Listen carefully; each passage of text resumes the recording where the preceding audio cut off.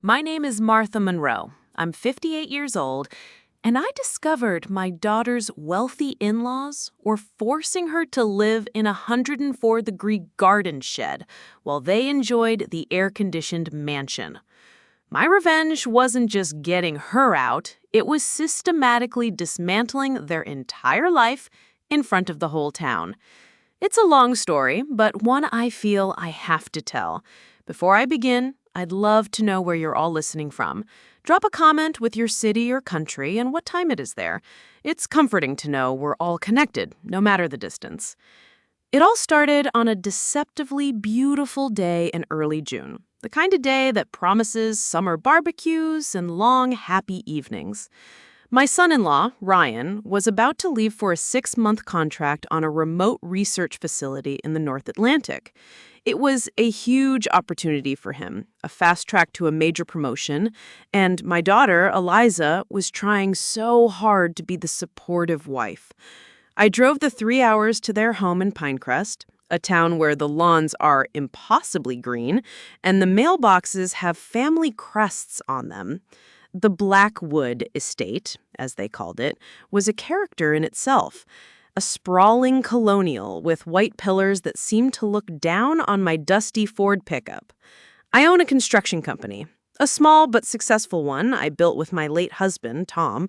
I'm more comfortable in steel-toed boots than in heels, a fact that was never lost on my daughter's mother-in-law, Vivian Blackwood. That night, they held a small farewell dinner, just the 4 of us. Sitting at their ridiculously long mahogany dining table, I felt like I was at a state dinner. Vivian directed the conversation with the precision of a conductor, a symphony of polite but pointed questions about my business. "Martha, dear," she began, dabbing her lips with a linen napkin. "Gerald was just telling me your little company is bidding on the new library annex. How ambitious." "We're qualified, Vivian," I said, keeping my tone even. "We've been building in this state for 30 years. Of course, she said with a dismissive wave of her hand. "It's just so physical, isn't it? I can't imagine. Our family has always been in finance, managing assets, not assembling them." Ryan shifted uncomfortably in his seat. "Mom, Martha built her company from the ground up. It's impressive." "Oh, I know, darling. It's very impressive," Vivian cooed, but her eyes said something else. They said blue collar. They said new money. They said not one of us. I'd brought a gift. After dinner, in the grand living room that felt more like a museum, I gave it to Eliza. It was a small hand-carved wooden box that had belonged to my grandmother, a family heirloom. "I wanted you to have this," I said, my voice softer now. "A little piece of our family to keep here." Eliza's eyes welled up. "Oh, Mom, it's beautiful!" She traced the worn, smooth wood with her finger.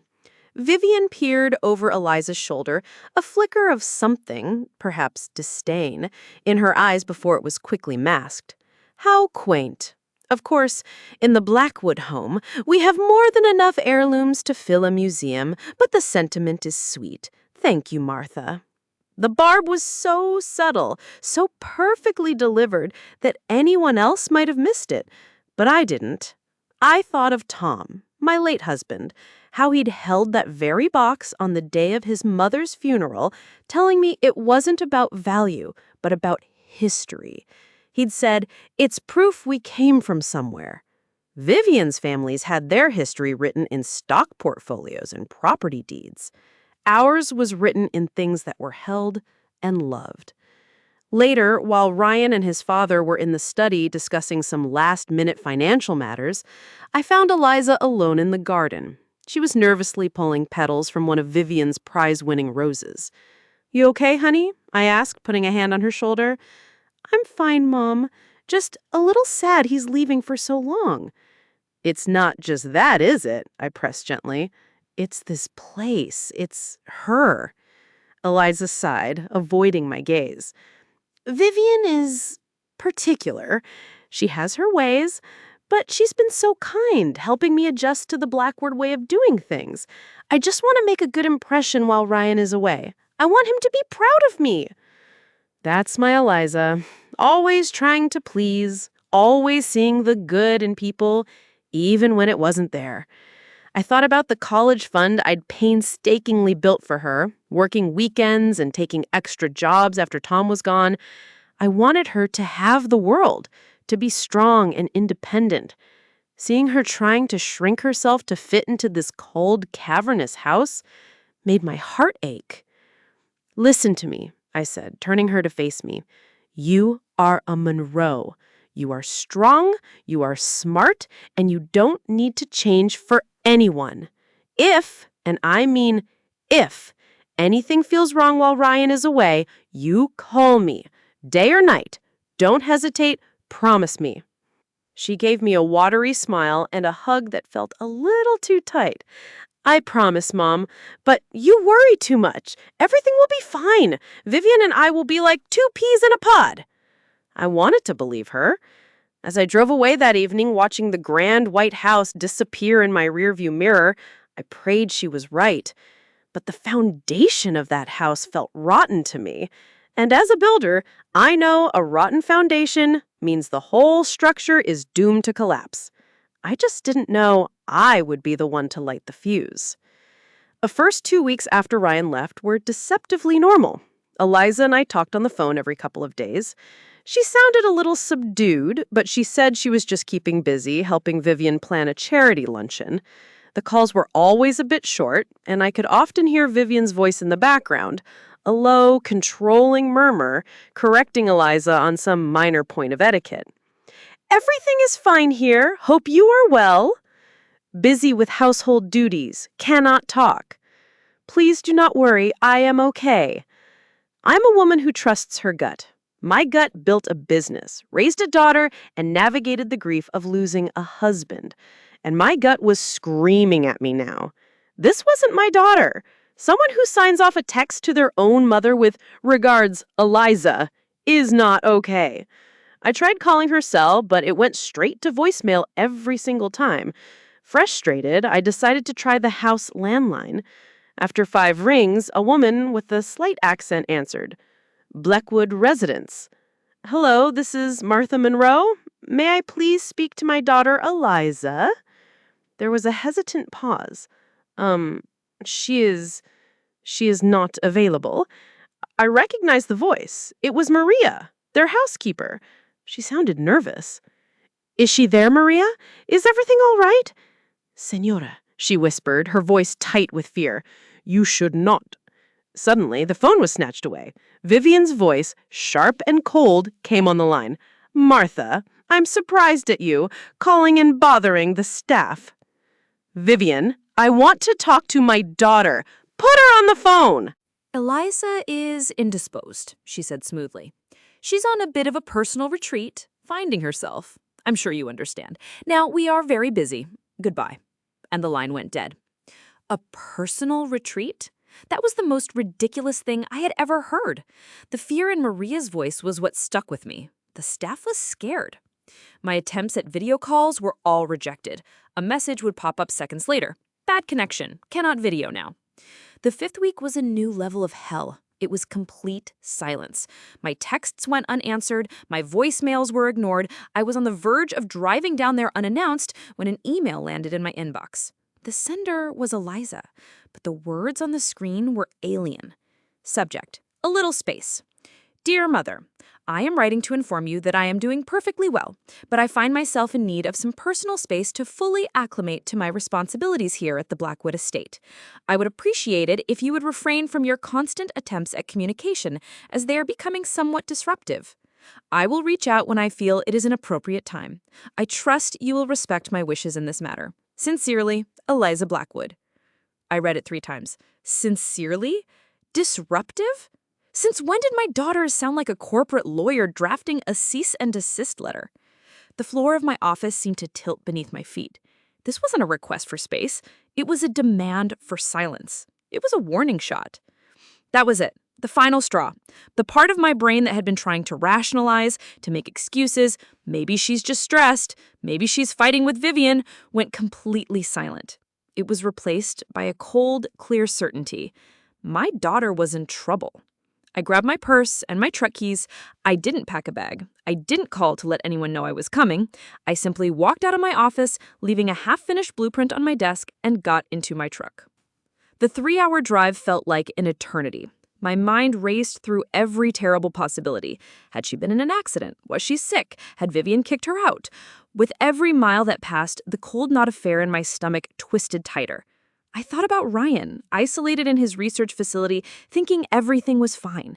He loved Eliza, I know he did, but he was also his mother's son, raised in a world of surfaces and appearances. Would he see the truth, or would he see what Vivian wanted him to see? I pulled onto the manicured streets of Pinecrest as the sun was beginning to set, casting long, ominous shadows across the perfect lawns. When I turned onto the Blackwood's long, winding driveway, I didn't feel intimidated by the grand house anymore. I felt fury. This magnificent structure, this symbol of their wealth and status, was holding my daughter prisoner, and I was coming to tear it down to the studs if I had to. I parked my dusty truck right in front of the main entrance, a deliberate smudge on their pristine canvas, and walked to the door, my heart pounding a rhythm of war against my ribs. I didn't bother with the delicate bell-shaped doorbell. I pounded on the heavy oak door with my fist, the sound echoing unnaturally in the quiet evening.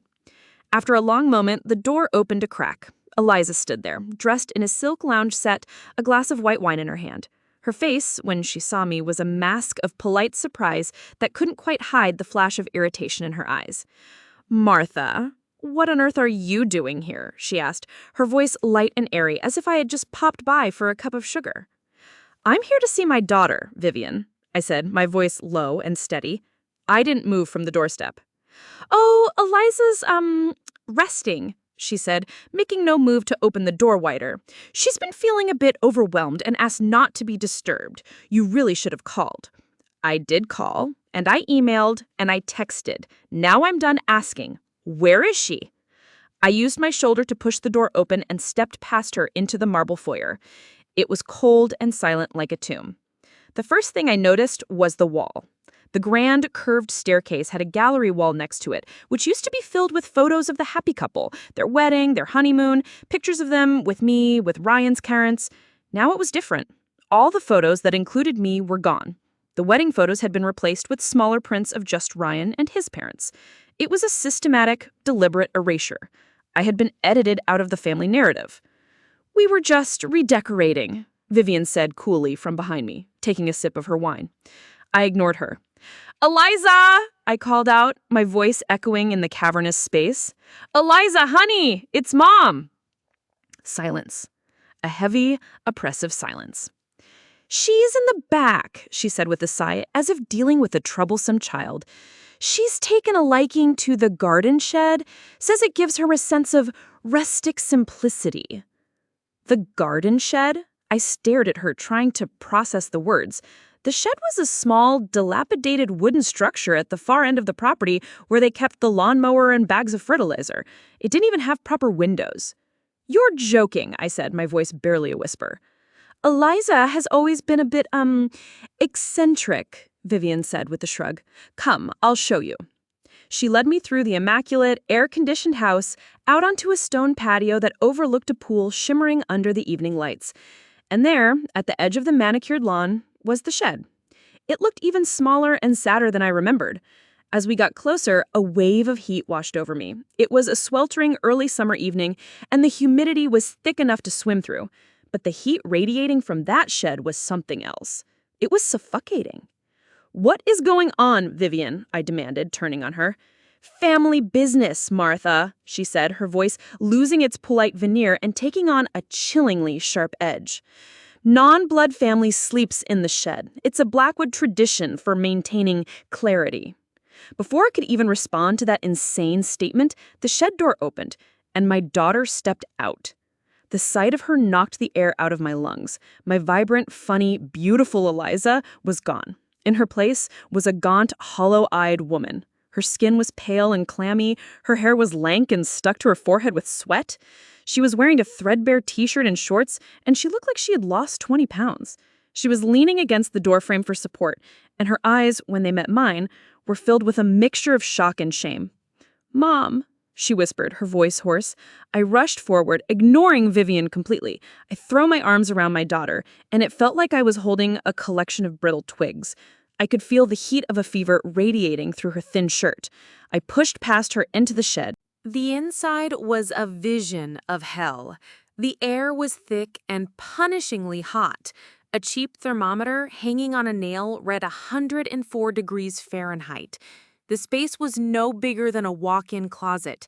A single cot was pushed against one wall, a plastic bin filled with a few clothes sat on the floor, and a small, pathetic-looking fan on an orange crate was rattling uselessly, doing nothing but pushing the hot air around. It smelled of sweat and damp wood and despair. My builder's eye took in the details automatically. Exposed frayed wiring near the cot, no sign of proper ventilation, single pane glass on the one grimy window. It wasn't just uncomfortable, it was a fire trap. It was a coffin. I turned around, my vision swimming with red. Vivian was standing on the patio, watching us, that same serene, detached smile on her face. In that moment, I didn't see a society woman. I saw a monster. I didn't yell. I didn't scream. I went perfectly calm. It was the kind of calm that comes before the tornado hits. I took my daughter by the arm. "We're leaving," I said. It wasn't a request. It was a command. My war had begun. I half carried Eliza to my truck, her body trembling with a mixture of fever and shock. She didn't say a word. Vivian didn't try to stop us. She just stood on her pristine patio, a silent queen, surveying her twisted kingdom, and watched us go. I didn't take Eliza home. Not yet. She was in no condition for a 3-hour drive. I drove to the nearest decent-looking hotel, got a room, and immediately ran a cool bath for her. While she soaked, I went to a 24-hour pharmacy and bought water, electrolyte drinks, a thermometer, and some simple, gentle food. Her temperature was 101.5. She was dehydrated and malnourished. After she was clean and tucked into the crisp hotel bed, sipping slowly on a bottle of Pedialyte, the story finally came out. It tumbled out of her in a broken, shame-filled whisper, a torrent of misery held back for 5 long weeks. "It started the day after Ryan left," she began, her eyes fixed on a spot on the wall. "Vivian called me into the library. Gerald was there too. They sat me down like it was a business meeting, like I was an employee up for a performance review. She said Vivian had explained the rules for the duration of Ryan's absence. The main house was for blood family only. Eliza, being an in-law, was not blood. Therefore, she would be relocated to the guest cottage, which is what Vivian called the shed. "I thought she was joking, Mom," she cried, tears finally streaming down her pale cheeks. "But she just stared at me with those dead eyes. She said this was a test of my loyalty and adaptability, a way to prove I truly wanted to be a Blackwood." The cruelty was breathtakingly methodical. Vivian had confiscated her passport, her car keys, and the main joint credit card she shared with Ryan, all under the guise of safekeeping while he was away. She said it would be easier if she managed the household finances so I wouldn't have to worry about it. She said it was to protect the family from any potential financial indiscretions. She was given a small weekly allowance, cash, barely enough for toiletries. She was only allowed in the main house kitchen for 1 hour a day before 7 a.m. to prepare her food for the day. She described surviving on sandwiches and salads, things she could keep in a small cooler in the shed. After 10 p.m., the main house doors were locked. One night, there was a thunderstorm. The roof of the shed leaks. I was terrified. I banged on the back door, but no one answered. I just sat on the floor and cried until morning. "What about your salary?" I asked, my voice tight. Eliza worked remotely as a graphic designer. Her salary wasn't huge, but it was respectable. Eliza looked down, ashamed. My paycheck is direct deposited into our joint account, the one Vivian has the card for. She told me I had to contribute to the household. She set up an automatic transfer, $1,800 a month, for rent and utilities. My blood ran cold. They were charging her nearly $2,000 a month to live in a sweltering, unair-conditioned shack, while her own money paid for the electricity that powered their mansion. It wasn't just cruelty, it was calculated parasitic theft. "Why didn't you leave, honey?" I asked, my heart breaking. This was the part that truly revealed Vivian's evil genius. She told me if I left, or if I told anyone, she would tell Ryan that I'd had a mental breakdown. She knows about my anxiety, the bad spell I had in college. She'd bring it up all the time. She said she had been documenting my erratic behavior and instability. She said Ryan would believe her, his own mother, over me. She said she was trying to sabotage his big promotion. And if I left, she would hire a lawyer and file a divorce on his behalf, citing mental cruelty and claiming I was after his money. She made me feel trapped, powerless. It was a perfect psychological prison. Vivian had isolated her, stripped her of her resources, and weaponized her own medical history against her. She had made Eliza believe she had no credibility and no way out. And Ryan, I started, but Eliza cut me off. He doesn't know. He has no idea. That's when she told me about the controlled calls, the final piece of the puzzle. It was a masterstroke of manipulation. "It's every Tuesday," Eliza said, her voice hollow. "The research facility has a satellite link up, but the connection is weak, so it's audio only, no video. Vivian schedules the call. She insists on being in the room for it, on speakerphone, in the library. She makes me come into the house just for that." I could just picture it. The three of them connected by a fragile thread of technology across thousands of miles. A loving husband, a trapped wife, and a spider sitting in the middle of the web. Eliza described the first call, about a week after she'd been moved to the shed. She had been desperate to tell Ryan what was happening. She had planned to just blurt it out, to scream for help. She was escorted into the library by Vivian. The room was kept freezing cold, and the sudden chill on her overheated skin made her shiver. Vivian sat behind the large mahogany desk, gesturing for Eliza to sit in the stiff leather chair opposite her, like a visitor. The phone rang and Vivian answered, her voice syrupy sweet. "Ryan, darling, we have you. Eliza is right here, looking lovely as ever." "Hey, sweetheart. I miss you like crazy. How are things holding up?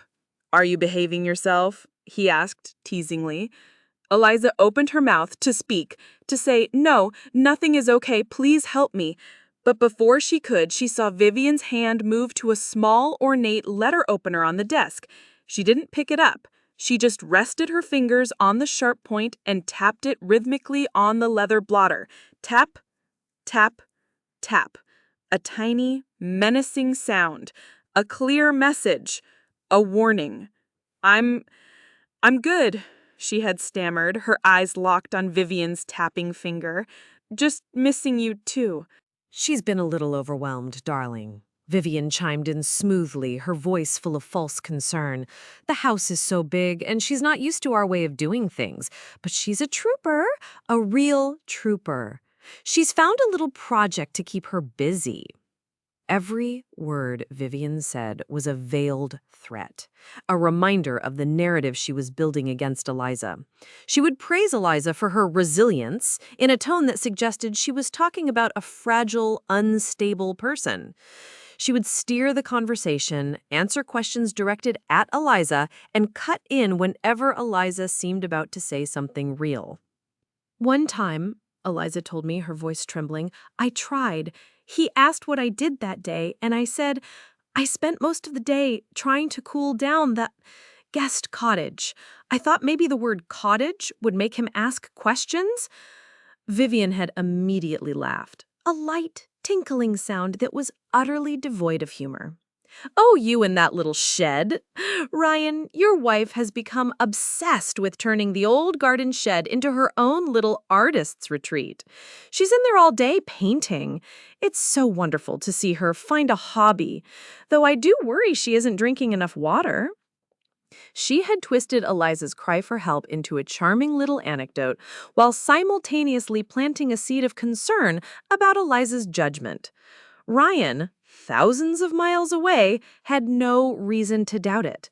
"That's great, babe," he had said, "but Mom's right. Make sure you stay hydrated." The irony was so thick it was suffocating. "After that call," Eliza confessed, I gave up. I felt like I was going crazy.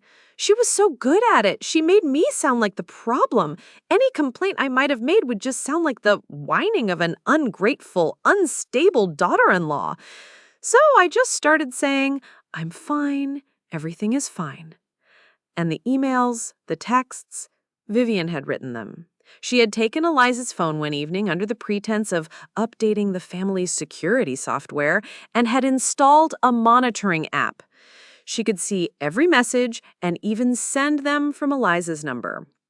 The email asking for space was Vivian's masterpiece, sent from Eliza's laptop, which had been left in the main house. I sat there, on the edge of the hotel bed, listening to it all, and the grief I felt for my daughter began to harden into something else. It was no longer just anger. It was a cold, clear, structural resolve. Vivian Blackwood hadn't just been cruel. She had built a prison of lies, brick by meticulous brick. And I, Martha Monroe, a woman who had spent her entire life building things that last, was going to spend every ounce of my energy demolishing her creation. I would not leave one brick standing on another. I would salt the earth where it stood. "Get some rest, honey," I told Eliza, my voice softer than I felt. "Mom's got this now. We're going to build a case against them so strong that it'll knock their whole world off its foundation." The next morning, after moving Eliza to my quiet home in Riverdale and settling her into her old bedroom, the shift inside me was complete. The worried mother was still there, but she was now taking orders from the construction foreman. A project had begun. Project Takedown. I set up a command center in my home office. I cleared my big drafting table, and on a fresh sheet of paper, I wrote "The Blackwood File" at the top. I divided the page into sections: evidence, witnesses, leverage, timeline. This was a job site, and I was the general contractor. My first two calls were to potential witnesses, and they were like hitting two brick walls in a row. The first was to a neighbor, a woman named Mrs. Gable, whose backyard bordered the Blackwoods' property. Eliza had told me the woman had sometimes looked over the fence with concern. I found her number and called. "Mrs. Gable, my name is Martha Monroe. I'm Eliza's mother." "Oh, dear. Is the poor girl all right? I've been so worried." "She's safe with me now," I assured her, "but I need your help. Eliza told me you saw how she was being treated. Would you be willing to make a statement?" The warmth in her voice vanished, replaced with fear. "Oh, I couldn't possibly get involved. The Blackwoods. Mr. Blackwood sits on the board of the retirement community my sister lives in. I can't risk making trouble. I'm so sorry." She hung up before I could say another word. Wall number 1. They had their tentacles wrapped around everyone. My second call was to Chen HVAC and Electrical.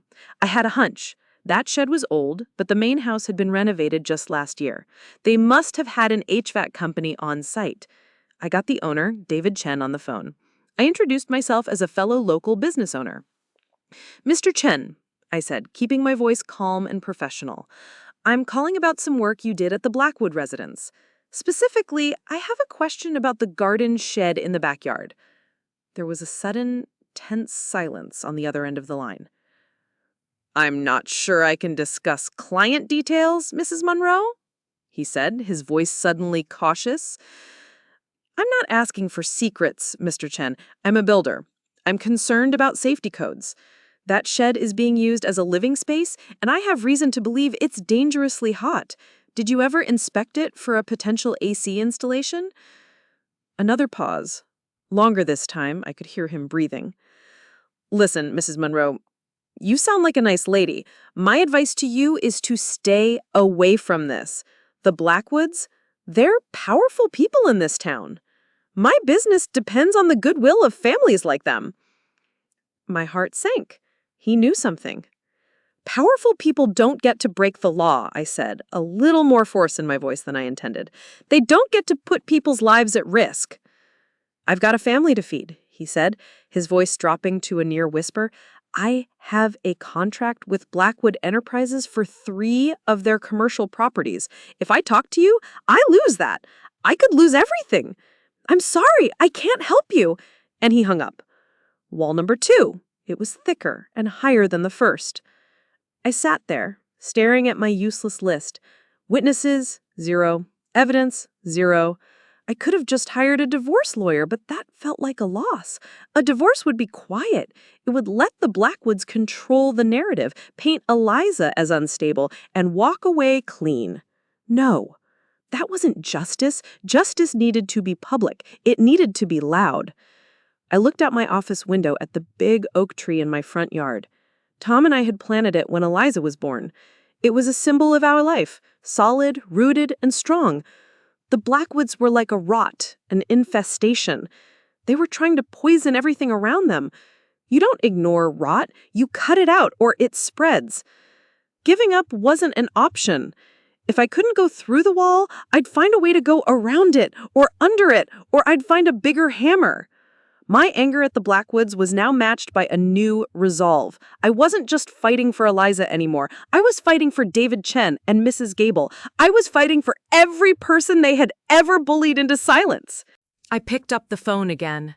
This time I called my oldest friend, a woman who wasn't afraid of anyone, a woman who knew how to find the cracks in any wall.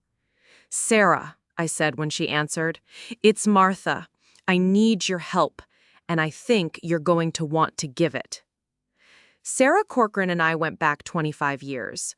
We'd met in a support group for young widows. While I poured my grief into building my company, she poured hers into building a career in law enforcement. She was now a deputy chief in the county sheriff's department, a woman with a spine of granite and a heart of gold. But our bond was deeper than just friendship. 10 years ago, a faulty wire had started a fire in her kitchen. She and her 2 kids got out, but the house was a wreck. The insurance company was dragging its feet, and she was on the verge of financial ruin.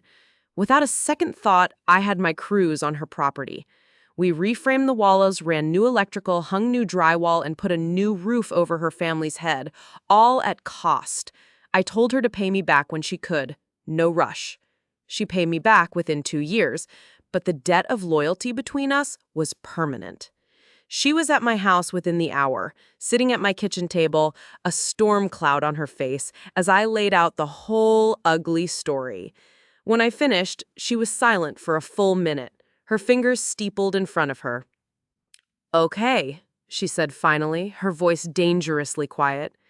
"This is not just a family dispute, Martha. This is unlawful imprisonment. It's financial exploitation. It's endangerment. What they did is criminal." "I know," I said, gesturing to my empty list. "But they've insulated themselves. They've built a wall of fear around the truth." Sarah looked at my list, then took a pen from her pocket.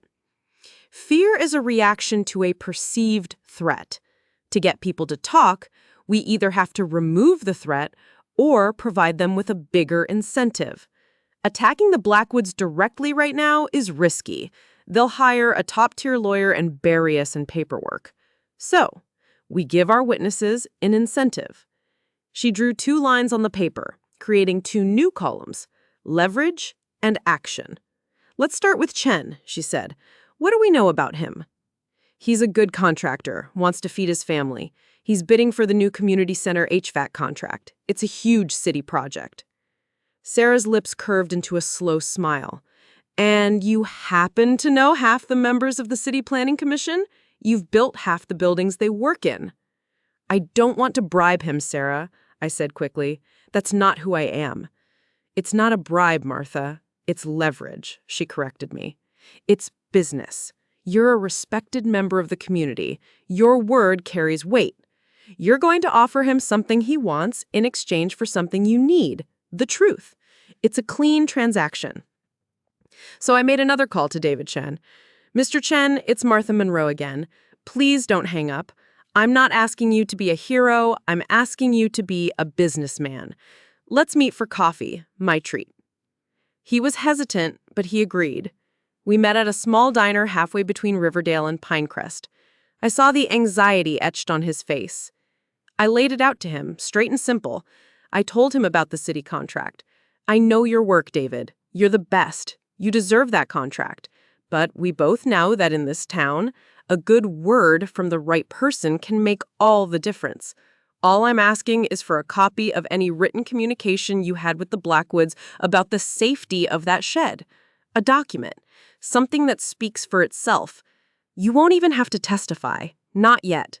Just give me the proof. He wrestled with it. I could see the conflict in his eyes, the fear of the Blackwoods versus the hope for his family's future.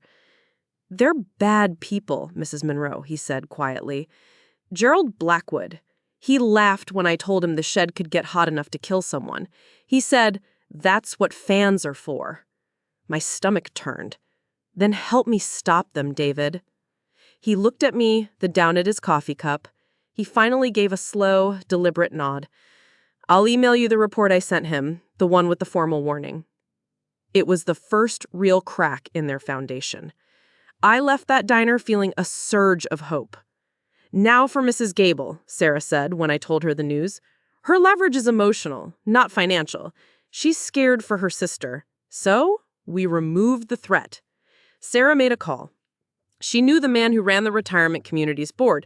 She explained in vague but firm terms that Mrs. Gable was a potential witness in a sensitive sheriff's department inquiry, and that any retaliation against her or her family would be viewed as witness tampering.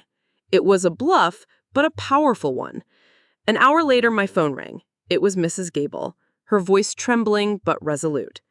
I'll talk to you, Mrs. Monroe. What that woman did to your daughter was a sin. That evening, I had it. A signed, notarized statement from Mrs. Gable and an email from David Chen with a PDF attachment. The subject line was Blackwood Property Inspection. I opened it. A formal report, full of technical jargon, but with a summary on the last page that was crystal clear. Warning. Under no circumstances should this structure be used for human or animal habitation, especially during summer months. Extreme heat risk poses a significant threat of heat stroke, dehydration, and death. And at the bottom of the page was an electronic signature acknowledging receipt. Gerald Blackwood. I printed it out, my hands shaking slightly. This wasn't just a piece of paper. It was a weapon. It was the truth in black and white, and I was going to use it to bring their whole rotten house down. With David Chen's report and Mrs. Gable's statement safely in my file, I felt emboldened. I felt ready to march into a lawyer's office and start the war. But Sarah, ever the strategist, cautioned me. This is huge, Martha, but it's not enough. A good lawyer will paint this as a single act of negligence, he said, she said family drama. To truly destroy them, we need to show a pattern of behavior. We need to understand why. Juries and the court of public opinion need a motive. Because they're snobs isn't enough to justify this level of calculated cruelty. She was right. The sheer, methodical evil of Vivian's plan felt personal. It felt desperate. There had to be something more going on beneath the surface of their perfect manicured lives. Sarah, using her resources in ways she described as creative information gathering, started digging into the Blackwood family's finances. It took her the better part of a week calling in favors and navigating databases I didn't even know existed. The call came late one Tuesday night. Martha, are you sitting down? She asked. There was a grim excitement in her voice. "I am now," I said, sinking into my office chair. "The Blackwoods are broke," she said flatly. I was stunned. "What? That's impossible. Their house, their cars, their company, the parties." "It's a house of cards," Sarah explained. "Blackwood Enterprises has been bleeding money for 5 years. They took on too much debt, made some bad investments in a commercial real estate downturn. On paper, they look wealthy, but their liabilities are astronomical. They've been shuffling money around, taking out second and third mortgages on their properties. They are one bad deal away from total collapse. The parties are a performance to keep their creditors and investors from getting nervous." My mind was reeling. They were putting on a show for the entire town. "So where does Eliza fit into all this?" I asked. "That's the million-dollar question. Or rather, the $50 million question," Sarah said. "Ryan's paternal grandfather was the one with the real money. Old money from the steel industry. He set up a series of trust funds for his grandchildren. Ryan is the sole beneficiary of the last and largest one. It's a massive inheritance that becomes available on his 35th birthday, which is next year." "Okay," I said, not yet seeing the full connection. "But," Sarah continued, and I could hear her flipping through papers, "the old man was a stickler for appearances and family reputation. He put a morality and stability clause in the trust. It's ironclad. The trust is managed by a board of 3 very conservative, old-school lawyers from a firm in Boston. They have the sole discretion to withhold the funds if they believe the beneficiary is engaged in scandalous behavior or, and I quote, is part of an unstable or unsuitable marital union." Suddenly, everything clicked into place. A cold, horrifying clarity washed over me. "Oh my God, Eliza!" "Exactly," Sarah confirmed. "Eliza, with her middle-class background, her history of anxiety, to them she's a liability. She's the unsuitable marital union that could stand between them and $50 million. They can't let Ryan divorce her because a messy divorce proceeding right before the payout would look incredibly unstable. So they had to get rid of her another way." Their plan was diabolical. They weren't just trying to bully her. They were trying to break her. They wanted to create a situation so unbearable, so torturous, that she would be the one to leave. Then they could play the part of the concerned, supportive family whose unstable daughter-in-law had abandoned their loving son. They would secure the inheritance, and Eliza would be left with nothing but trauma and a ruined reputation. The $1,800 a month they were taking from her wasn't just greed. It was to weaken her financially, to make it harder for her to leave and support herself. The isolation, the psychological torment, it was all designed to push her over the edge. "They weren't trying to drive her away," I said, the words tasting like ash in my mouth. "They were trying to drive her insane." "It's the perfect motive," Sarah said grimly. "It's cold, it's greedy, and it's something everyone will understand." She was right. This changed the entire narrative. This wasn't a family drama anymore. This was a conspiracy for financial gain. And it gave me the final piece of information I needed to choose the perfect stage for my final act. Because Sarah had one more piece of news. "By the way," Sarah said, her voice turning sharp again, "guess who's getting the Philanthropist of the Year award at the Pinecrest Annual Charity Gala next month? It's the biggest social event of the year." I didn't need to ask. I knew. A night to celebrate the town's most generous and upstanding citizens. A night dedicated to charity and good deeds. It was perfect. They had built their stage, preened for their spotlight. I was just going to rewrite the script. The month leading up to the Pinecrest Charity Gala was the busiest of my life. During the day, I ran my business, keeping my crews on schedule and my clients happy. But at night, my home became a war room. Eliza was getting stronger every day. The color was returning to her cheeks. We talked for hours, not just about what had happened, but about her future.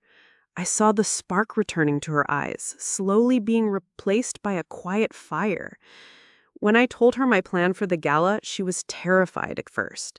The thought of her story being made so public was daunting. "I don't know if I can, Mom," she said, her voice small. "All those people staring." "I don't need to say a word, honey," I told her, taking her hands in mine. "But this isn't just about revenge. This is about you taking your power back. This is about making sure they can never do this to anyone ever again." She thought about it for a long time. The next morning, she came to me with a resolute look on her face. "Okay," she said, "let's do it. But I want to be there. I want to see their faces when the truth comes out." My heart swelled with pride. That was my daughter. The Monroe strength, buried but not broken. Our first step was securing our place at the gala. Tickets were exorbitantly expensive and usually sold out months in advance. But it was a fundraiser, and money talks. I made a donation to the Pinecrest Children's Hospital, the gala's main beneficiary, a donation large enough that the organizers were more than happy to find a table for Monroe Construction and guests. My guests would be Eliza, Sarah, and a quietly terrified but determined David Chen and his wife. Mrs. Gable was too frail to attend, but she had given us her blessing. Next was the presentation. Eliza, a gifted graphic designer, and I worked together. We didn't want it to be a simple slideshow. We wanted it to be a short, powerful documentary, a story. We hired a discreet videographer, a young woman just starting her business who was hungry and trustworthy. The first part was an interview with Mrs. Gable, filmed in her cozy, sunlit living room. She spoke with the simple, unshakable conviction of the elderly. "I saw the poor dear. She looked so ill. What that woman did to your daughter was a sin." The second part was David Chen. He sat in his office, looking directly into the camera, and explained in clear, professional terms the explicit warning he had given Gerald Blackwood. He held up a copy of the report for the camera to focus on. The final part was the hardest. It was Eliza. She didn't cry. She sat in my cozy living room, a cup of tea in her hands, and she told her story. Her voice was steady, even when she described the heat, the isolation, and the fear. She spoke with a quiet dignity that was more powerful than any screaming or tears could ever be. We intercut her interview with photos I had taken of the shed that first night and a scanned copy of the doctor's report diagnosing her with severe dehydration and heat exhaustion. The finished video was just under 5 minutes long. It was devastating. Sarah handled the final piece of the puzzle.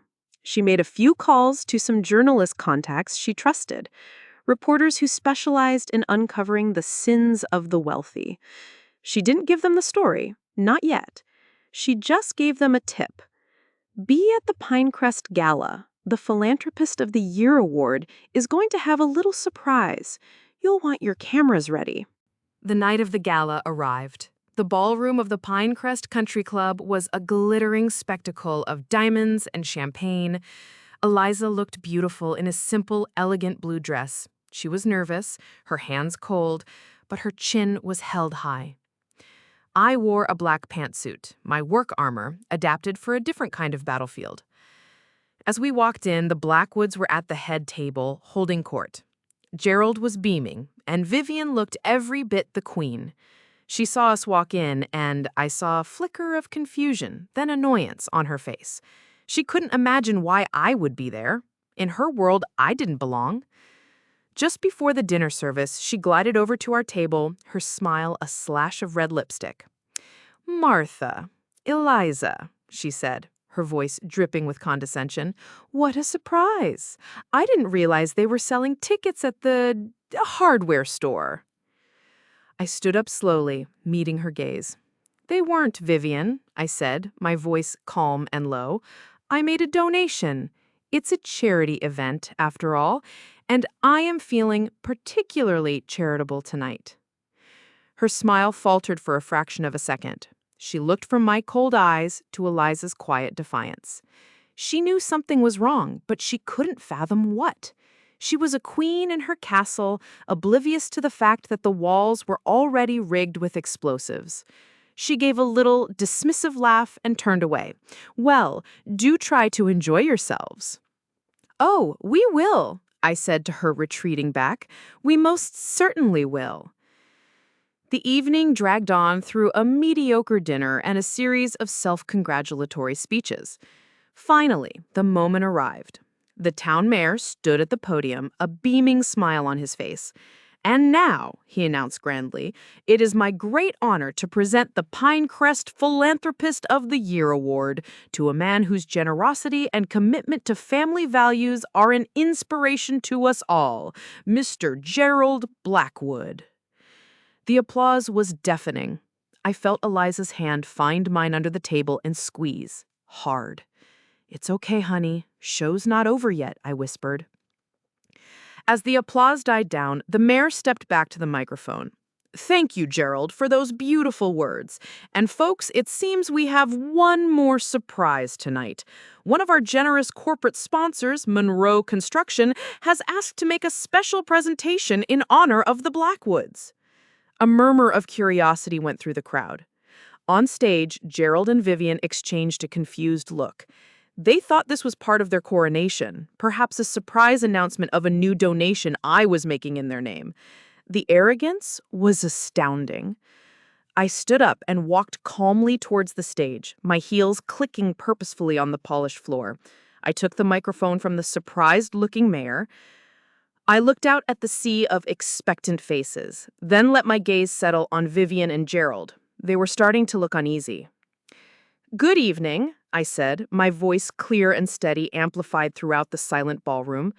My name is Martha Monroe, and Mr. Blackwood is right. Charity does begin at home.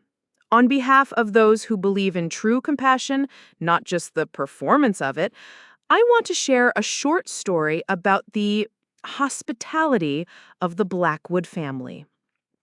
Before they could react, I nodded to the tech booth. The lights in the ballroom dimmed, and the two massive screens on either side of the stage, which had been showing the gala logo, flickered to life. The video started. First, the sweet grandmotherly face of Mrs. Gable. I saw the poor dear, she looked so ill. Then David Chen, professional and grim. I gave them a formal warning. I told them the structure was a death trap. And then my daughter, my beautiful, brave daughter, her face filling the giant screens. The camera didn't hide the pain in her eyes, but it also captured her strength. My mother-in-law told me it was a family tradition, Eliza's voice echoed through the hall. Non-blood family sleeps in the shed. The video showed the pictures of the shed, the cot, the 104-degree thermometer, the doctor's report. With every image, a wave of gasps and horrified whispers rippled through the audience. People were turning in their seats to stare at the head table, their faces masks of shock and disgust. Phones were coming out, the small red dots of recording buttons blinking in the darkness. On stage, Vivian's face had gone from confusion to a waxy, pale horror. Her perfect smile was frozen in a grotesque rictus. Gerald was stammering, his mouth opening and closing like a fish, but no sound was coming out. Their perfect evening, their moment of triumph, had become a public crucifixion. The video ended with a simple, stark sentence on a black screen. She was paying them $1,800 a month for this. Silence. A complete, stunned, tomb-like silence. I turned back to the microphone, my voice dropping to a low, dangerous level that carried to every corner of the room. This is the Blackwoods charity. This is their commitment to family values. This is what they do for family, all to protect a $50 million inheritance. So Gerald, Vivian, On behalf of my daughter, whom you left to bake in a shed while you planned this party, accept this final gift, the truth." I placed the microphone back on the podium. The spell was broken. The reporters in the back, the ones that Sarah had tipped off, were already on their feet, cameras flashing, their lenses aimed like rifles at the crumbling couple on the stage. The quiet murmurs erupted into a roar of outrage. The evening was over. Their life, as they knew it, was over. I walked off the stage, took Eliza's hand, and without looking back, we walked out of that ballroom, leaving the ruins of the Blackwood dynasty behind. The fallout was immediate and catastrophic.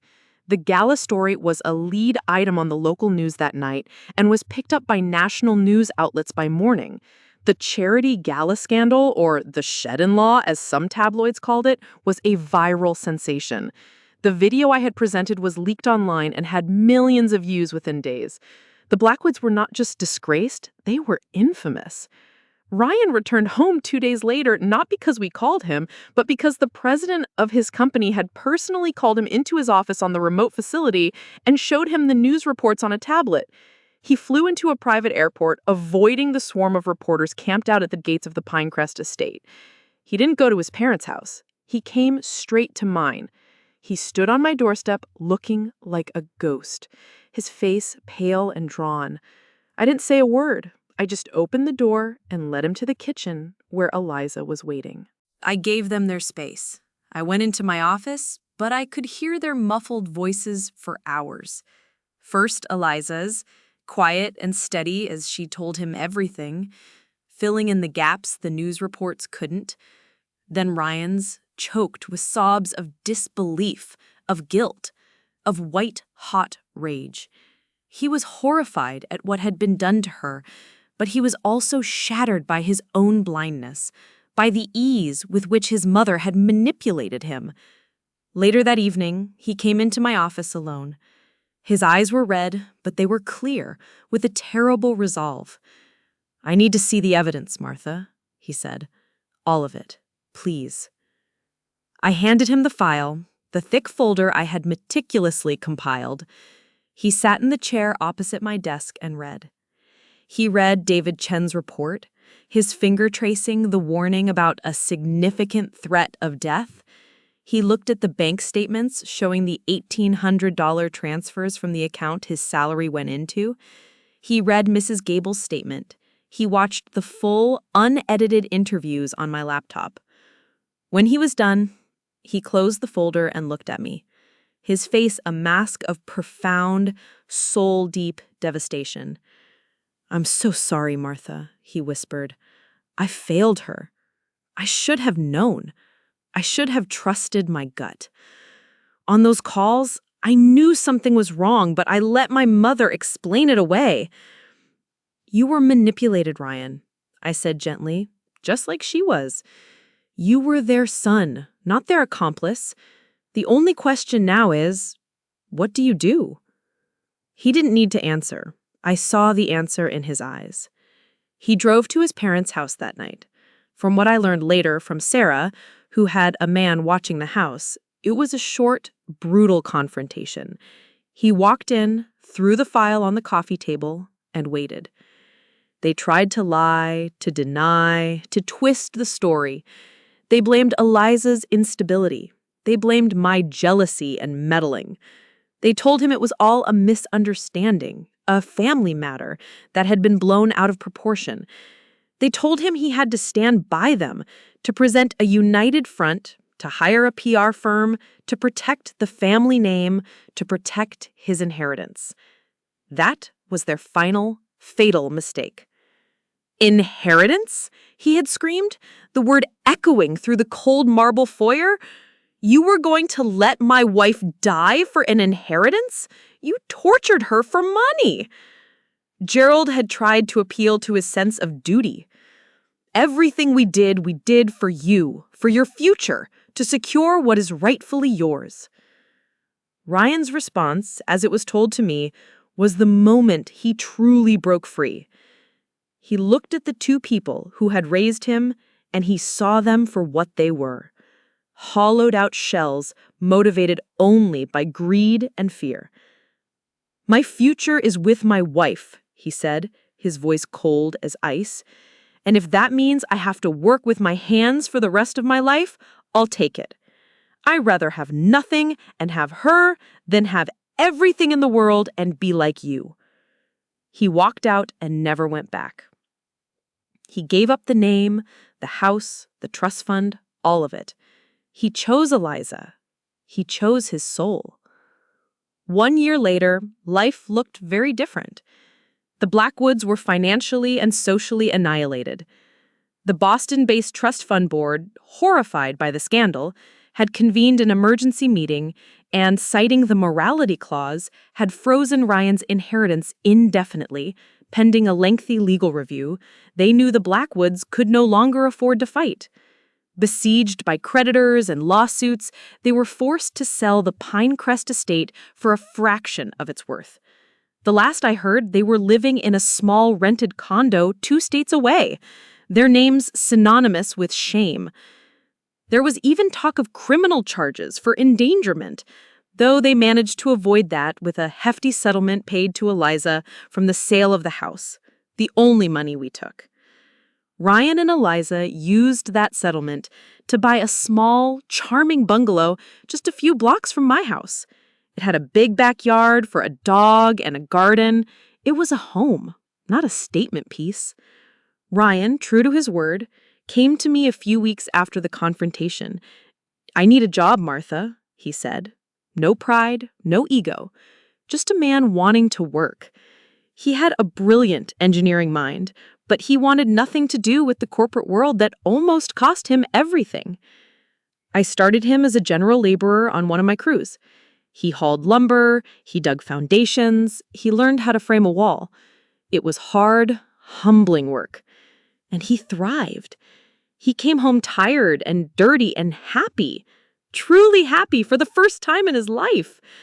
Within a year, he was my best project manager, respected by the crews not because of his name, but because of his work ethic and his sharp mind.